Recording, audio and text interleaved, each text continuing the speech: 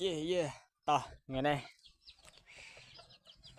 còn bên đây thơ thế và tha để lên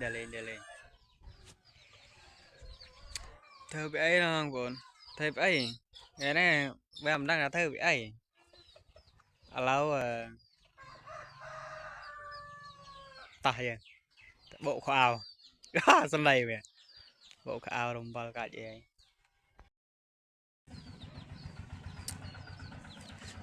độ khu trời mày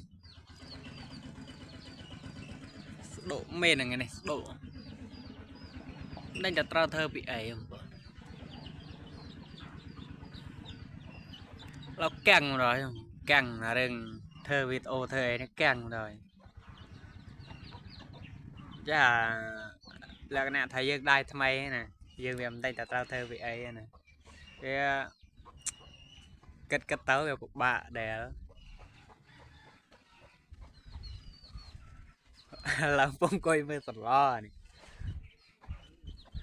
mấy nào bằng ôn nè đành là trao thơ bị ấy không buồn